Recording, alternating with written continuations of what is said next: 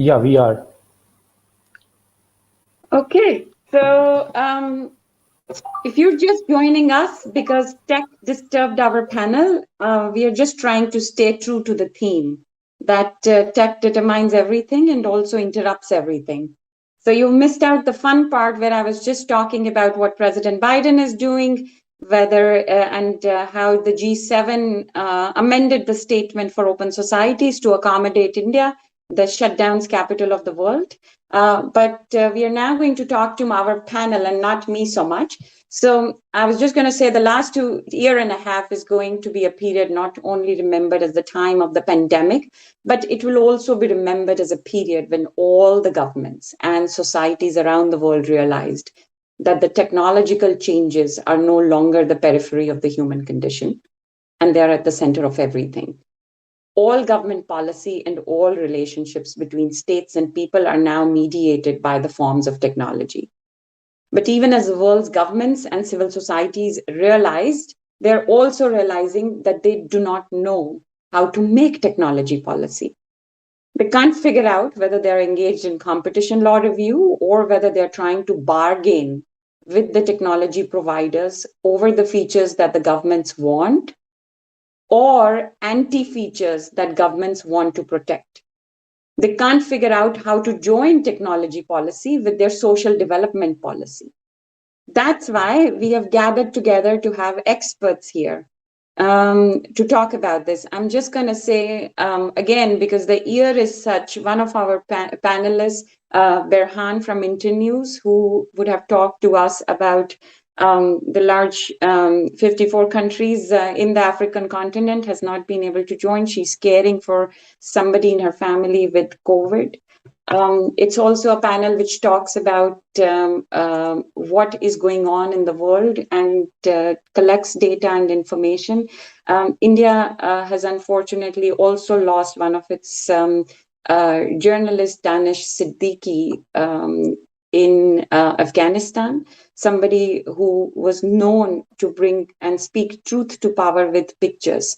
So we would like to now start this panel by talking to people from around the world about geopolitics, about what exactly do these people think about the role technology plays these days in the politics of the world.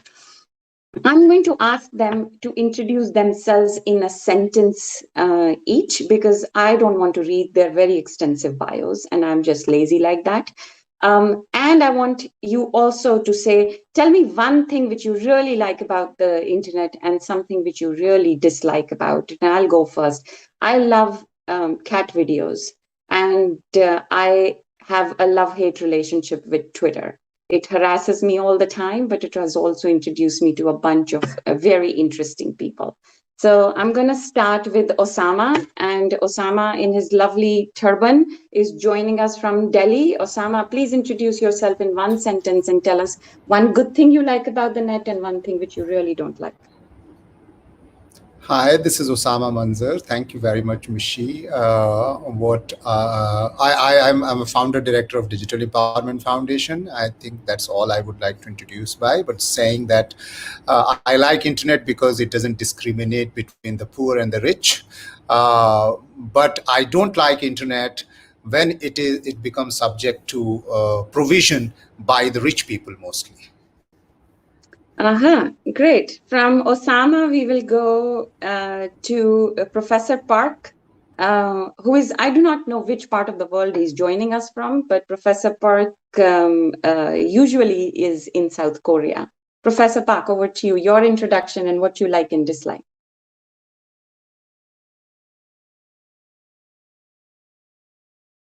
Okay, he decided to turn off the video.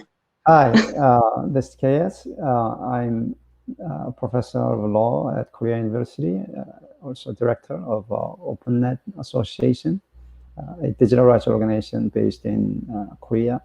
What I like about the internet is it has, how should I say this, brought back the individual, all individuals into human history by allowing powerless people to speak as loud and learn as much as powerful corporations and governments.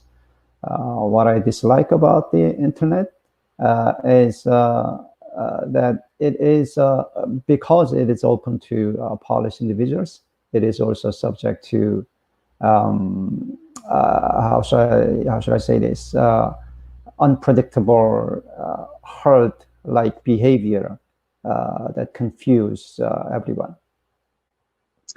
Okay, great. So from Korea to North America, Jason, over to you. Thanks, Vichy. I'm Jason Piomara. I'm the Policy and Strategy Director at the Global Network Initiative, which is a multi-stakeholder coalition of companies, academics, investors, and NGOs working on free expression and privacy, and including SFLC, DEF, Professor Park, and many others. So very honored to be a part of this panel.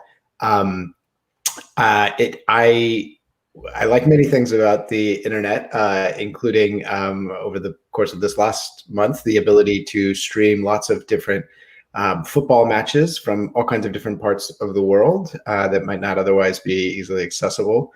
What I don't like about the internet is, in particular of late, the ways in which governments have been using the internet as a tool to surveil and control populations in surreptitious ways.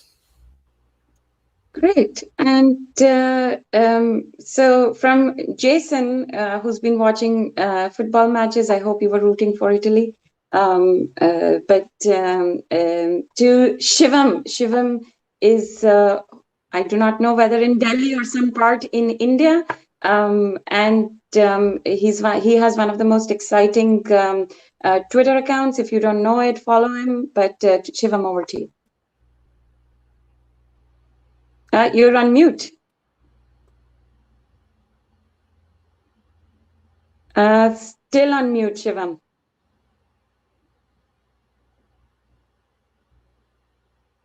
There is a microphone on the tab. And okay, Raju, can you help Shivam here? Because he's still Shivam, muted. you're still muted. You need to click on the unmute button, the first icon. No.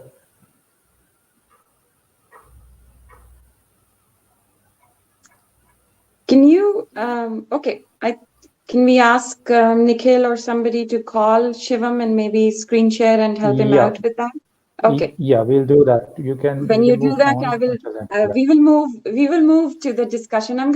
So how we want to talk about it is that I'm gonna ask the panelists to do 2 minutes of an opening statement. Mostly what they are telling us is from their vantage point as governments fumble around regulatory and other issues, and there is growing power at the geopolitical stage about what technology means and how it impacts every possible part of our lives. What is the single unifying idea that all governments apply to technology policy, or from where and which expertise they think about? What is it that they think we should be discussing? I'm going to be a little bit strict about that. You have 2 minutes each, and we'll start this time with Jason. And Jason, please go ahead. Thanks, Mishi. So I'll just touch briefly on some of the sort of very high-level trends that we're seeing at the Global Network Initiative. I think it's, and obviously want to recognize that there are incredible distinctions between the way governments and the way technology companies operate in different parts of the world. But at a very high level, I think we're seeing trends to some extent now exacerbated by the responses to the pandemic, whereby governments are increasingly intervening on both the availability of information and content online, as well as in terms of increasing their capacity to get access to user data and to surveil user activity. To some extent, I think this is a part of a broader geopolitical trend, but I think it's also specific to the evolution of the internet. So just a couple of examples on each side. On the sort of information side and the censorship side, What we've seen is a trend of governments becoming much more sophisticated in the ways in which they're seeking to shape the information environments that they care about. Sometimes most of the time that's domestically, but increasingly that also involves information environments in other countries. So we see a lot of cross-border activity. And when I say more sophisticated, I mean that they have expanded beyond simple censorship demands, which is sort of the sort of paradigmatic situation that GNI was set up to address, where a government sends an order, validated under domestic law process to a service provider, which then has to decide how to respond. That, of course, still happens. And if you look at the transparency reports of many large companies, you see that those numbers are increasing. But in addition to that, what we've seen over the last few years is governments increasingly using third parties to seek content removal, as well as using companies' terms of service or conditions to remove content, not on the basis of law, but instead on the basis of those companies' own terms. And that can be quite problematic, especially to the extent that the government is trying to hide its hand, either going through a proxy or third party. On the privacy side, for the 2-minute opening statement, I didn't mean to cut you off between sentences, but I really want to come back and so that we can have the first one. I hope Shivam, are you with us now? Are you unmuted? You tell me, can you hear me? Yes, perfectly fine. Introduce yourself. Tell us what you like and dislike about the internet Awesome. on your opening statement with after Jason's. I'm just a writer, columnist, journalist in Delhi, and what I love the most about the internet is that it reduces all kinds of divides, at least for those of us who have it. The biggest of them being the knowledge divide. Before the internet, I wouldn't be able to hear people like you from across the globe sitting in my study room. What I dislike the most about the internet, the far too many things I dislike, but what I dislike the most about the internet today is having to live with this fear of government surveillance, even private surveillance and hacking and phishing and so on, the security aspect for individuals. That doesn't make the internet a nice place. Okay, great. Let's have your opening statement as well, and I'll start the clock for 2 minutes. I think in terms of geopolitics affecting internet policy across the world, we have to see when an internet giant bends before one government, they do a disservice to internet users across the world. Because when you bend before China, the Indian government says if they can do this there, why not here? If they have agreed to data localization in China, why not here? If they've agreed to do censorship in China, why not here?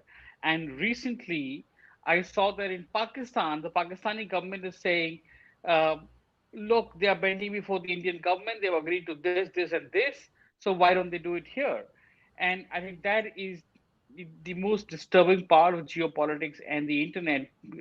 Countries, one after the other, are realizing that it's just a matter of bullying these companies into giving up user privacy, into agreeing to our surveillance demands, into agreeing to our censorship demands. And that's having a kind of domino effect across the world today. Okay, great. Jason talked about cross-border activity and started us off on the expansion beyond that. And Shivam also is talking about bending before one government means disservice to the users all around. And then we'll move to Professor Park. Professor Park, please, your opening statement. Yes, I think Shivam talked about how internet regulations can be cross-pollinated through the domino effect. But internet regulation can also mushroom through competition between the systems. We are talking only about data localization and other regulations in, say, China and Russia. But what Trump administration did in the US, the attempt to shut Huawei out of the US market, was believed, was pursued under the belief that sanitizing the data on the U.S. soil of Huawei equipment's influence will somehow protect national security and U.S. persons' privacy better. I think that the competing systems also end up copying each other and also end up rationalizing each other's regulation on the internet, because as the U.S. intensifies, what has intensified, I hope they will be different under the Biden administration, but intensifies the efforts to regulate the free flow of information based on the idea that somehow location or geolocation or geolocational origin of data matters. I think that it will end up providing more justification for other countries to fight back with their own localization, their own ways of blocking information. I'll stop there. Okay, great. Just in time, Osama. Yeah, I don't know what I can say in 2 minutes, but let me try to articulate that, for the first time in the history of invention and innovation and several other things, the technology is the media and the technology is the communication. And these both are, and yet we are calling all the technology companies, it's still a technology companies rather than calling them a media companies or a communication companies. And therefore, since these two are the most lethal combination of having tech as well as communication and media, you are certainly going to affect geopolitics, demography, and elections and democracy. And that is exactly what we have been seeing. Facebook sitting in US affecting all the elections of the world, and so on and so forth. So it's very important that we look at, and also I want to say that technology is also layered. 5G technology serves a certain kind of effect, 4G another, 3G another, 2G another, 1G another, and therefore this digital divide is also amazingly very, very effective in geopolitics and in various kind of effect that technology makes you dependent on. Unfortunately, the marriage of technology and technology giants with the government is leaving consumers and the citizens at the most disadvantaged situation. And that is the reason why we are hearing every day what we all call what is good about the internet and what is good about what is bad about the internet. So we need to see this from the perspective is that when the consumer is the most disadvantaged, what really makes it at the most disadvantaged? Because of the marriage of technology with the communication and media and government. And we should discuss in the next series of talks is how we can really fight as a consumer, as a citizen. Okay, great. With those opening statements, we've heard some themes coming out, of course. There is expansion from the various governments in terms of trying to shape what kind of technology we consume. The fear, one time a technology giant bends before one government, obviously the copycat demands then just start, it's the domino effect. Then we've also heard about how it's impacting everything from democracy, from how our health, from our social life, and everything is being impacted. I'm going to ask, does the panel think that there is any single unifying idea that all governments should apply to technology policy? Or we think that every government will do whatever they feel like doing? And in the name of digital sovereignty or whatever they are using, they're just going to keep asking for more and more. Osama said that we should talk about how citizens are being left out in this marriage of tech giants with the governments. Is there any unifying idea which we can think about in terms of, we've had Universal Declaration of Human Rights, we've thought about other things. Is there anything that unites all the governments, or we think that we are just going to be now seeing the negative aspects being replicated? I'm happy for anybody to jump in, or otherwise I will start the round robin. Professor Park? Yes, I think that there is a technology and then there is a technology.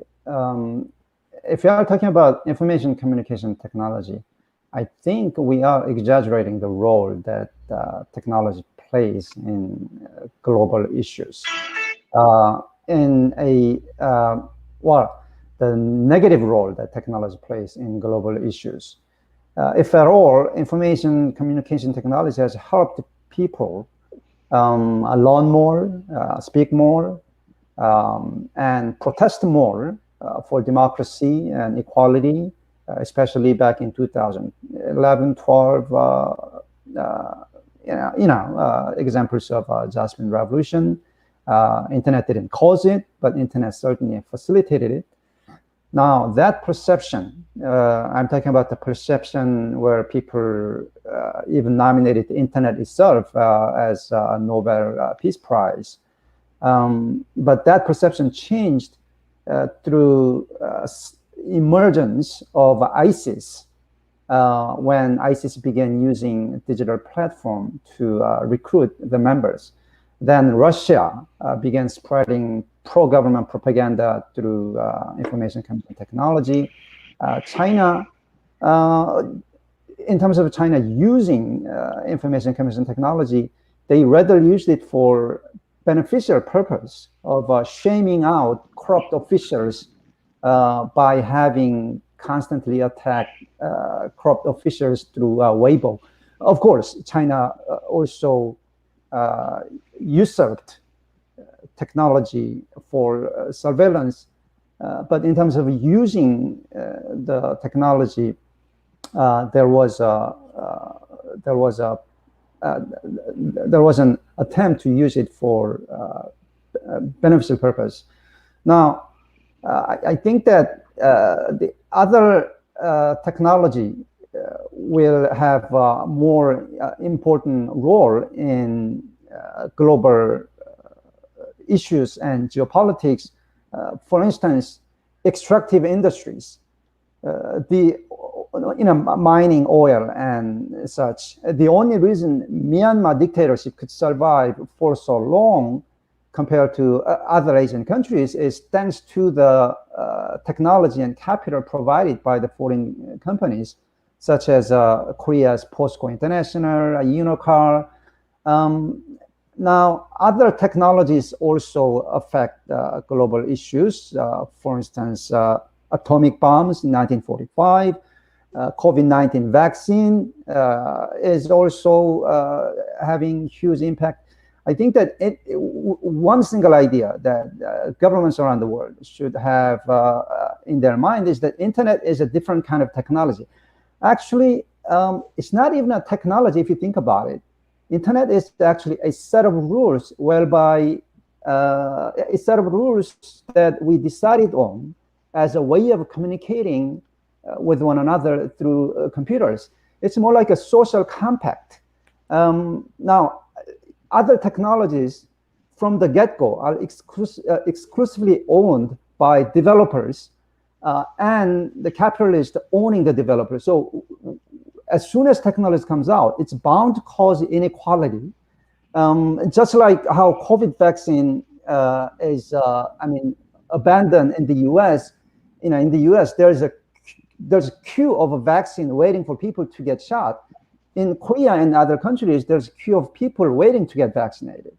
So that technology should be, these technologies, these, how should I say this, blood and bone, brick and mortar technologies should be distinguished from information and communication technology. I'll stop there. Great, great, Professor Park. That's a great point. Our concentration is so much these days on content moderation and the public theater like Twitter, etc. We forget the social contract part of internet and how it distinguishes from the general exclusivity of technology. Shivam, do you want to have a comment on this one? I thought that was a fascinating point that was made. Um, I think that the basic principle every government ought to follow in everything is the rights of citizens. So much of this debate about technology for years, and it keeps getting worse, is about technology governments, technology companies, and governments. It's the state and the corporation. Where is the citizen? The citizen's voice in the debate is often not even there, right? At least in India and much of the developing world, I don't feel it's there. So um, be it the digital divide that Osama works on, for example, or be it issues of content moderation. Millions of pieces of content are being taken down from the internet today. Uh, Recently, I think something like 2 million or 20 million WhatsApp accounts have been removed in India, and users are not even given the chance to defend themselves. They're not even informed properly. There's no procedure. Websites are blocked. If I'm running a website, the government has blocked it. The ISPs block it. I'm not even informed about it, leave alone given a chance to defend myself that this is a wrong move, and let me defend myself about why my website should not be blocked, or why my Facebook post should not be taken down, or why my Twitter account should not be suspended. Between the technology company and the state, where is my voice and where is my right to recourse? It's simply missing in the whole debate. Okay, great. Jason, I am going to ask you a specific question, and I am putting you on the spot because you've spent all this time as a US government technology diplomat. Before your role in GNI, you were at the State Department, you led the Internet Freedom, Business, and Human Rights section. And you saw, and you have seen, considering there's been many years you've done that. I think the gravest difficulty for American policy has been this two-faced inconsistency. Like the effort of American tech policy, whether it was under Mrs. Clinton or Biden administration, was to show internet as a human right in which Americans are going to behave in support of freedom. And yet the American policy is letting the platforms and the companies that come from its soil run amok and run the world to decide democratic systems and to do all of that other work.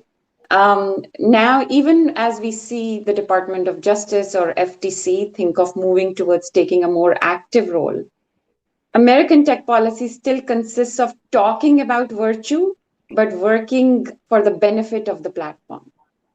How is American administration or the people just as yourselves who are now working also in a multi-stakeholder platform going to straighten out this emphasis on freedom on one hand and enabler of platforms on the other? Well, thanks, Mishi. I think, yeah, when I was in the government, it was at a time, in the sort of era of the Arab Spring and other mobilizations, civic mobilizations, some of which were credited to the availability of social media and other communications platforms over the internet, where that tension that you've described was less explicit at the time I was in government. At the time I was in government, the concerns about U.S. government inconsistency were much more around the topic of surveillance, because this was right after Edward Snowden's disclosures. So I think there are many different aspects of U.S.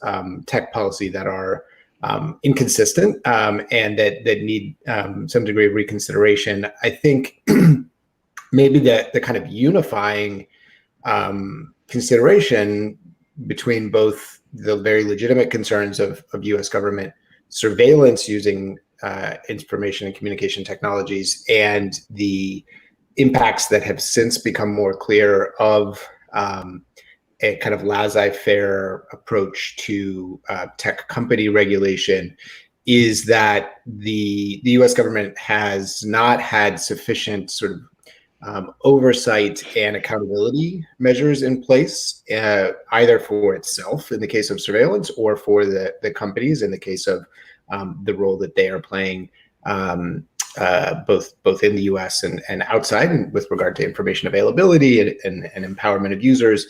So I think, you know, I've written this and advocated it both privately and publicly. I really do think it is time for the U.S. government to be able to lead with a vision of what responsible use of technology looks like. And so that will include some mix of measures, including regulation on the part of the government. The Biden administration, I think, you know, is still in the process of putting together the details of its policies and articulating its vision.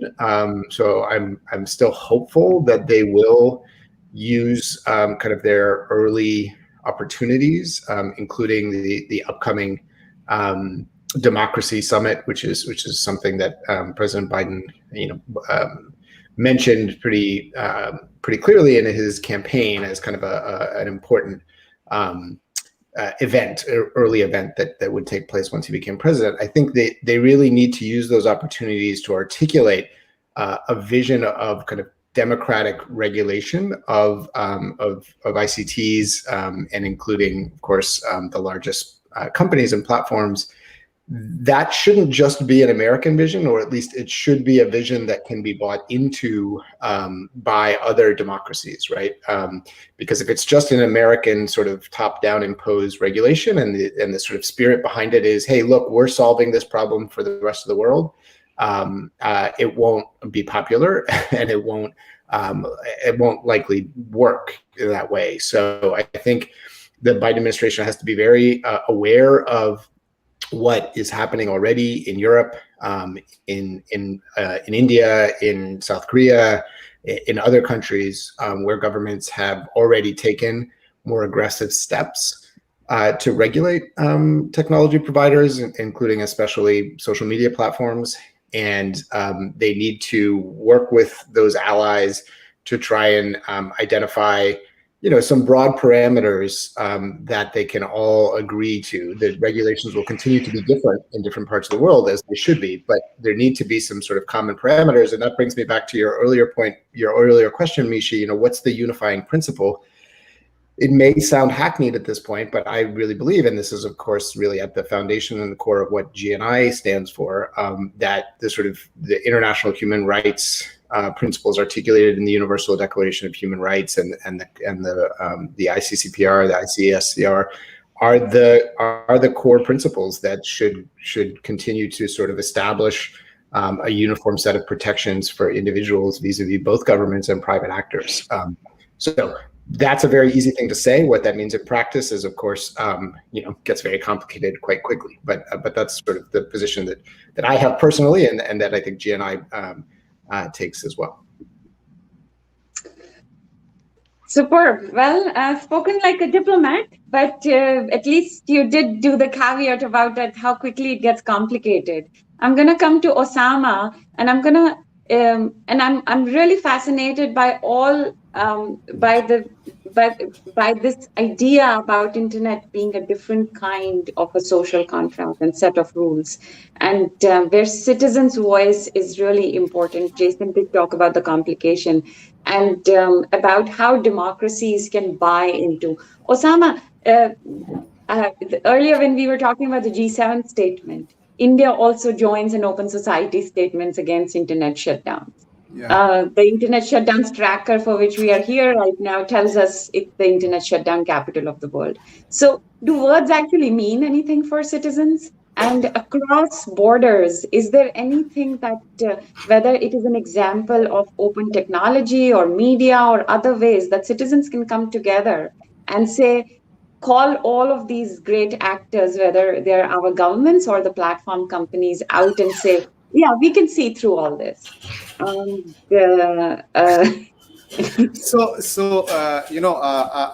we don't need to really say like Danish Siddiqui's photos doesn't require caption. Similarly, I'll give you an example. We all know about 66A, which is the Shreya Sehgal case-based act that was there, and now, just about a couple of days back, Ministry of Home Affairs has released instruction to all the lawmakers and the administration, please do not use 66A because it's no more there. So can you believe it? I mean, it was not there. It was still being used to harass citizens and, knock them down out of social media comments and so on and so forth and arrest them. And yet, so government itself is actually trying to tell to follow the law or follow the rule. Or if they ignore, that means you don't need to, it seems. You know it many times because perhaps they themselves do not follow it. So, I'm just trying to give this as an example and then coming to tell that how tech development and how dynamic the tech development have been over a period of last 20, 30 years. I would say the biggest problem is that there is no political and diplomatic literacy of tech development. We are more reactive and not proactive. Most of our, I wonder whether Ministry of Information Communication Technology should be the formulating act maker for the new law, the IT law. I don't know. And whether this is an IT law, when you are talking about digital media, to follow similar some kind of dictum or some kind of rules. I don't even know. I mean, I'm not a lawyer like you, but is this their job? Or it goes into some other basket of things. Should we not look at our constitution, look at our law and order, and then look at the media and the tech, and then formulate what Professor Parker said, social contract. I mean, what he said as social contract is nothing but proactive way of dealing with media around you, the communication around you, the technology around you, which is affecting everybody, I mean, for example, look at COVID. COVID came, and then you suddenly announced anybody who want to get vaccination has to register on COVID, and then only. And you also have a data published that 67% or 70% people are unconnected in this country.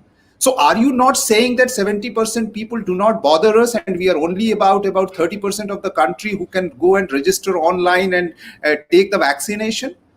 And you develop a technology which is based on 3G and 4G, but you make it mandatory for the people who have connectivity which is only 1G or 2G. You make the whole country go lockdown, and you say children can go online for education. Wow. I mean, can we have a mirage or a screen which is basically a dreamy screen where I can see all the content online without having a screen in front of me or connectivity in front of me? Of course not. So we are certainly extremely poor in contextualizing technology and communication and making it consumer friendly or citizen friendly or accountable or responsible. Your job as a government is responsibility to please your people and to make your people comfortable. But all we are doing is that, wow, this is a great technology which is invented by the private companies. It gives a great power in my hands to create new narratives, create new social media narratives, create new misinformation, create new fake news, and just change the law, change the rule, change the government. So our intentions are very, very wrong. I think we need to discuss about, is technology subject to the right intention or not? It is being subjected to the wrong intention. Okay, great. I'm gonna try, and so basically what we've heard is that at least a lot of tech is now being used to solve the world's problems. our governments have also drunk the Kool-Aid of which the Silicon Valley tech bros are selling, that all the world's problems can be solved by technology without contextualizing, either in terms of rights of the citizens who play in technology, or in terms of those who do not have the same access as some of the privileged ones have. So I'm curious about one thing, because we are somewhat talking about various pillars. So we have the Americans, and as Jason was saying, we are moving a little bit away from the laissez-faire approach of how platform companies can do whatever they like, or the Europeans, where the super state is trying to regulate by law the conduct of companies which are not European companies. And then there are the Chinese, where who now manufacture cheap hardware and are perfecting the despotism through software. So I talk to a lot of people in Europe, North America, Far East, Latin America, and everybody wants to talk about technology and India as though the purpose of India is to be offset of China. As if India's role in the technological future is only limited to offsetting China, who's contributing to the world of tech and geo by making hardware. Is India's role in global technology not infinitely more various because of its global ecology? Because the kind of democracy India is and has, and what India's brains offer to the world in terms of building as well as contributing. So if you could tell me one thing that you would tell for the Indians on the panel, obviously what you think the role of India is, and for Professor Park and Jason, what do you need from India in this digital revolution? Is the fourth corner of the world's role only to offset China? Or if you were to tell one thing to your respective governments about India, what will you tell them? I'll start with Professor Park and then Jason, and then my brothers are going to talk about our favorite democracy. I think Professor that, Park? yes, or what I want to tell the Indian government now is to stop internet shutdown. I think that it has no beneficial purpose for its people. I think people are, again, it comes from this idea that somehow information communication technology can be harmful for people, that having this technology available to people will somehow lead them into causing violence and hate speech against one another. And internet shutdown is often justified. And also cheating on exams, cheating on elections. It is, there is just too much focus on how internet can be abused to create injustice, while the real inequality and real problems are taking place offline instead of online. Internet is bound to be international. That's kind of another thing that I want to say to the Indian government, because internet shutdown and data localization are intertwined with each other. Right now, I mean, for the present Indian government, I want to say stop internet shutdown. For the future Indian government, I want to say don't do data localization, because internet shutdown is how data localization is enforced. If you think about it, Google, YouTube, these platforms are blocked by the Chinese government in order to, as a way of instituting data localization. And what we really need, and also internet access. I want to say that internet access, I mean, Osama has emphasized this.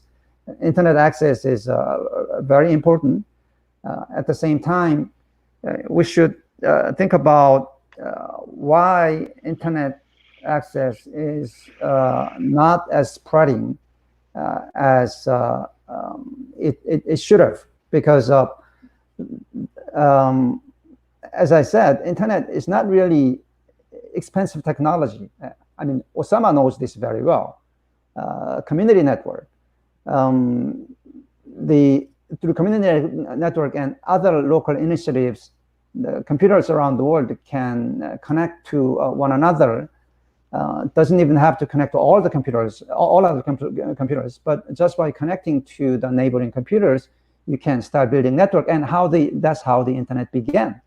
But for some reason, it's not as spreading as it should, and still we have like billions of people who are not connected. I'm looking at the U.S. laws, especially state laws, which prohibit local governments from providing internet access to people. And Korea also has that law prohibiting public entities from providing internet access. So there is, of course, all these laws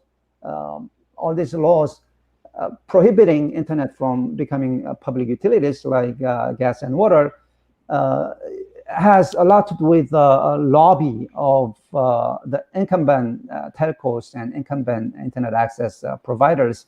And we should talk about antitrust enforcement. We should talk about how the internet, I mean, it's a really social compact. It doesn't require a lot of money, and how to unleash the power of internet to be available to all people around the world. Great. Jason? Yeah, Mishi, remind me again your question. What I was trying to say is mostly that I'm a little puzzled about this role India is relegated as just to be offsetting China. And that also sometimes, at least to people, Osama and Shivam would be able to talk more about us, but it's also that whatever they're doing at home sometimes is allowed to be overlooked at the geopolitical stage. But is that India's role, just to offset China? But that was one. And the other part was that if you could tell one thing to your respective government, your government, US government about India, what will you tell them? Or if you want to answer that, what do you need from India in this digital revolution?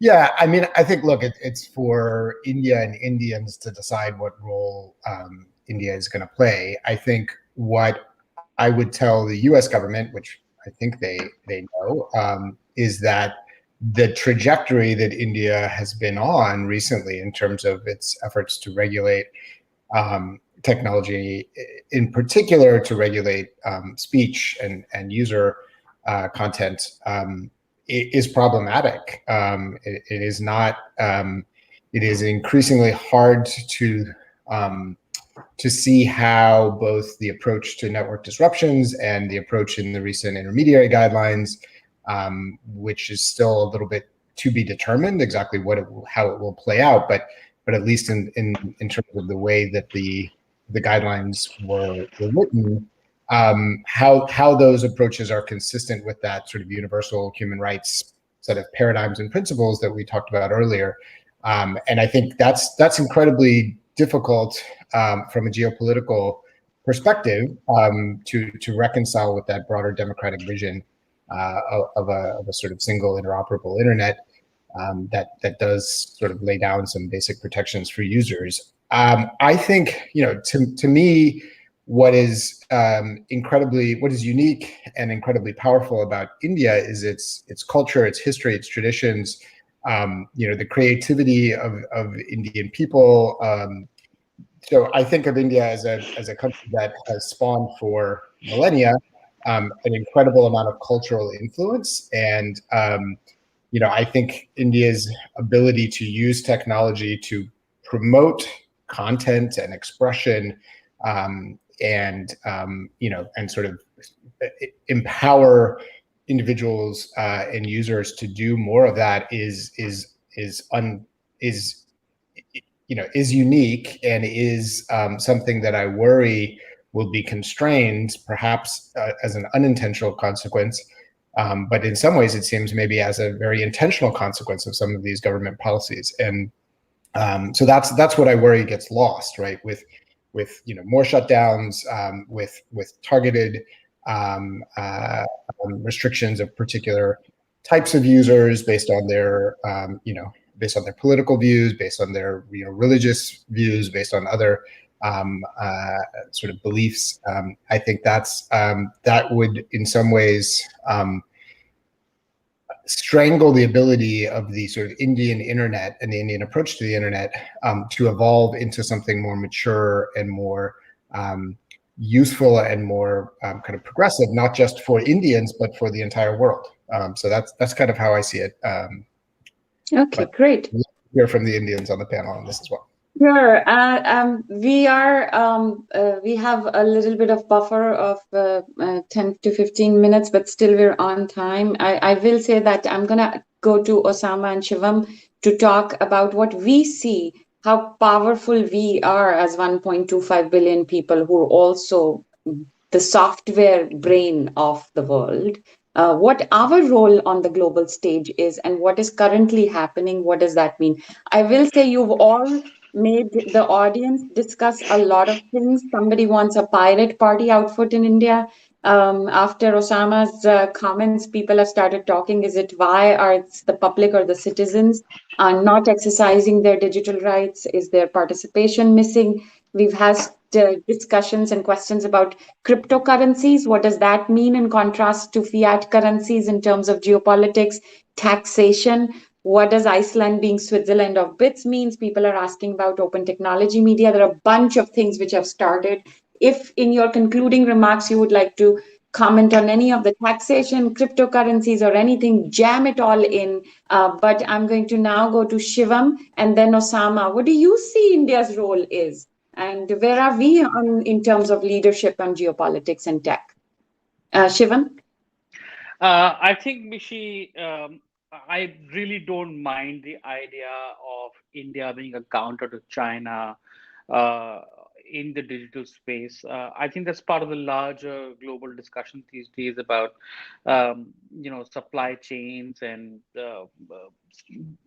military strategies and geostrategic stuff around China, where India plays an important role just by virtue of geography and size and population. So, but the reason why I don't mind it is because it would be absolutely great for India to be the un-China of the internet.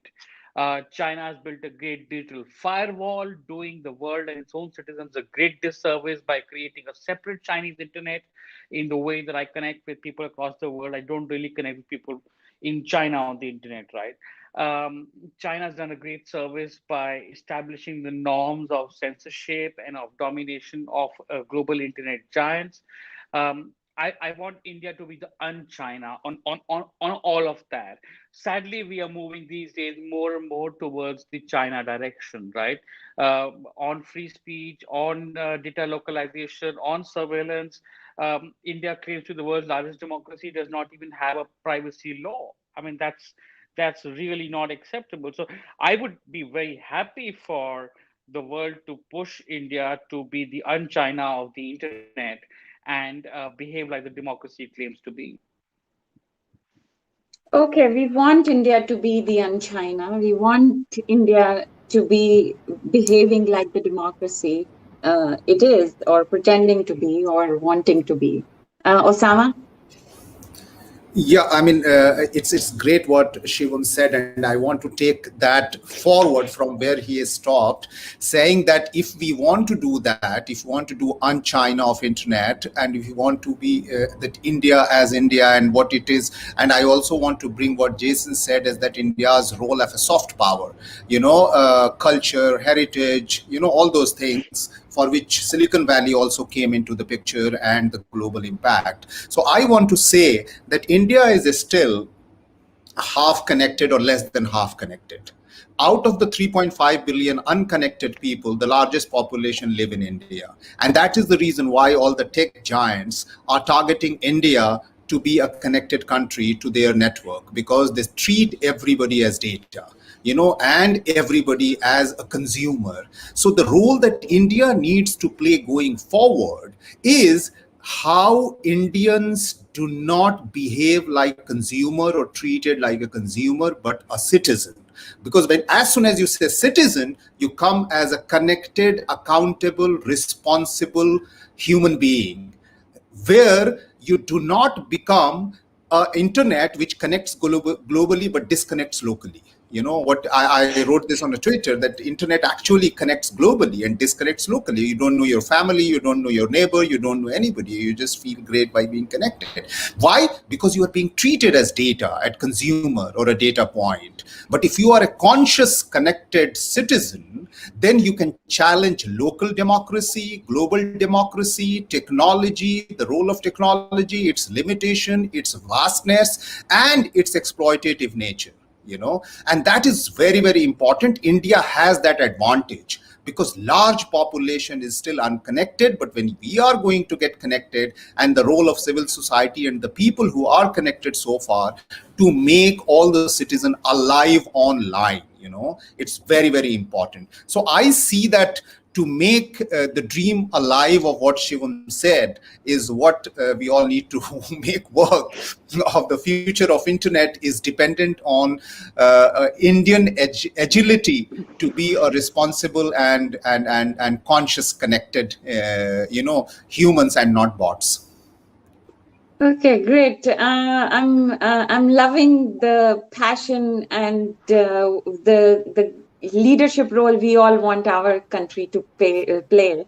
Obviously, the panel is intentionally heavy on the Indians. I'm missing our friends from our friend Berhan, who would have talked a lot about African countries and perhaps from Latin America also.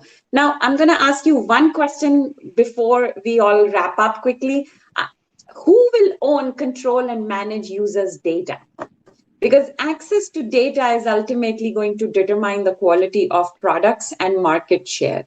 And how is this going to play out on the world stage? How are we going to manage the conflicting values of countries and motivations towards a more democratic, a more human rights approach? We are already watching that there are definitely a lot better in terms of some ability to collect information or provide services which are coming from People's Republic of China, because they are using big data to create perfect surveillance. But there is no dearth of rich billionaires trying to tell us whether data is the new gold, oil, whatever they want to say today is the commodity. Who is going to own, control, and manage users' data? And what does that mean for geopolitics? And in your concluding remarks, if you want to talk about cyber attacks, ransomware, or cryptocurrencies, I would be truly grateful. But I'm gonna start with Shivam this time, and then to Jason, Professor Park, and Osama. Well, I really liked what Jason said earlier about the need for the United States to take a leadership role in defining some set of ground rules on internet policy globally. Yes, every country will decide their own internet policies differently, but some of the ground rules, because a lot of the conflict we see is between American tech giants and national governments. So the US government, I think the Biden administration has to play a strong role in establishing some of the ground rules where you can go this far, but you can't. And therefore, I really appreciate the resolution which India was virtually forced to sign recently against internet shutdowns, right? Um, Now, internet shutdowns in India, for example, have become so ridiculous that the SFLC Internet Shutdown Tracker, the latest item says that internet has been shut down in some place in Rajasthan to prevent cheating in an exam for police constables. Right now, that is how ridiculous we become. So the core principles of internet freedom and democracy need to be asserted by the US government, so that countries which claim to be democracies don't end up becoming China. And I think that's a very important point that Jason made, but that's an important point for all of us to also echo and support. All right, Jason. Yeah, I think the question of data and how to both use it appropriately and protect it responsibly is incredibly important. I think it's really interesting. Just in the last few weeks, I think that the Chinese government has made it quite clear that they consider the protection of and the sort of the ability to unilaterally access Chinese person data as more important than the ability of their companies to expand internationally. And so this has played out in the context of the Didi Chaosheng IPO here in the US and the Chinese government's very swift actions to undermine that IPO. And I worry that that will be seen as a signal by other governments, including the Indian government, that they too should essentially prioritize keeping all Indian data in India, notwithstanding the negative impacts that will have both on Indian users and their ability to access and and operate on platforms that are global. But also on the Indian economy and all of the businesses that are dependent on being able to sort of have free flow of data across borders in India, both existing, which there are many, and the potential future businesses that are in the process of being incubated. I think that's an incredibly problematic direction for us to go in. And I hope that not only India, but other governments that are trying to figure out how to protect user data, which is a critically important step that governments should consider and examine, don't essentially predicate that policy on the concept of data localization, as Professor Park was saying. So we do need a new model for data protection. I don't think the GDPR is necessarily it, but again, I think this is where there's an opportunity either for the United States or India or other countries to come up with approaches that are founded on the sort of concept of user empowerment and privacy protection, but are also consistent with the idea of interoperability. Great, interoperability. And we just have 3 minutes left. And so Professor Park and Osama, you get the last word in all of this and tell us which direction are we all getting into. So I'm going to be a little strict because then we all have to go and I have to board a plane. So Professor Park and then Osama. Well, I think that GDPR, whether we like it or not, is percolating as quote unquote the gold standard for data protection. There is something good in there. There is something bad in there.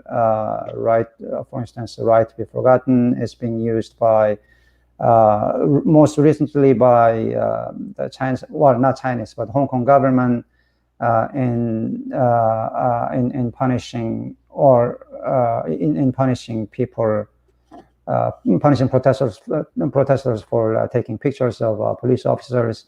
That's how data protection concept can be abused by the authoritarian governments for their own purposes. At the same time, GDPR has in there data portability, interoperability, which allow data to be still under control of data subjects and yet used for socially beneficial purposes.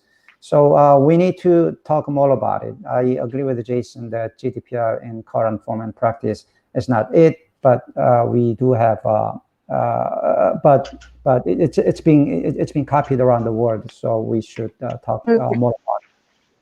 Great. Osama, we just have a minute, so please bring us home and tell us the final words on this. So 10 seconds, data is us or me.